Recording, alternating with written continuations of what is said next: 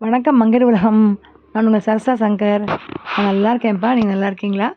இது இன்றைக்கி பிரேக்ஃபாஸ்ட்டுக்காக நேற்று நைட்டே கருப்பு உளுந்து 4 ஸ்பூன் அரிசி, அதாவது 1 1/2 கப்பு கருப்பு உளுந்துக்கு 4 ஸ்பூன் பச்சரிசி, 2 ஸ்பூன் வெந்தயம் போட்டு ஊற வச்சு ரெடியாக வச்சாச்சு. அதுக்கு கருப்பட்டி எடுத்துருக்கோம் நாங்கள். கருப்பட்டி நல்லா நசுக்கிட்டு தண்ணி ஊற்றி பாகு எடுக்கிறதுக்காக. பாகுன்னா நல்லா கம்பி பாகு அப்படிலாம் கிடையாது.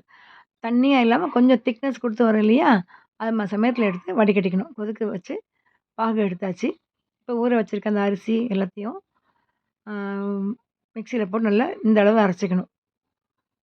இவ்வளோ கெட்டியாக அரைச்சிக்கிட்டு நல்லா அடிகனமான பாத்திரம் குக்கர் மாதிரி எடுத்துக்கணும். எடுத்துக்கிட்டு அதில் கொஞ்சம் எண்ணெய் ஊற்றிட்டு நல்லெண்ணெய் தாங்க சேர்க்கணும். அதுதான் அந்த உடம்புக்கு உளுந்துக்கும் நல்லெண்ணெயும் சேரும்போது தான் அவ்வளோ ஹெல்த் பெனிஃபிட் கிடைக்கும் நமக்கு. இடுப்பு எலும்பு வலு எல்லாமே ரொம்ப நல்லாயிருக்கும். எண்ணெய் ஊற்றிட்டு அதில் இந்த அரைச்சி வச்ச அந்த உளுத்த மாவை போட்டு நல்லா மிக்ஸ் பண்ணிவிட்டு, மிக்ஸ் ஆனதும் ஆல்ரெடி எடுத்து வச்சுருக்கு இல்லையா பாகு, அதையும் ஊற்றிக்கணும். ஒரு பிஞ்ச் உப்பு சேர்த்துக்கணும்.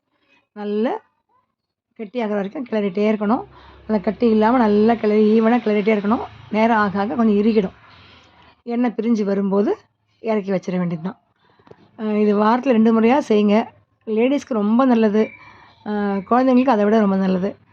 நீங்களும் ட்ரை பண்ணி பார்த்துட்டு சொல்லுங்கள். தட்டில் வச்சு கொஞ்சம் நல்லெண்ணெய் ஊற்றி எடுத்து சேர்த்து நல்லெண்ணெயோடு சேர்த்து சுட சுட சாப்பிட்ணுங்க. சூடாக சாப்பிட்டா ரொம்ப டேஸ்ட்டாக இருக்கும்.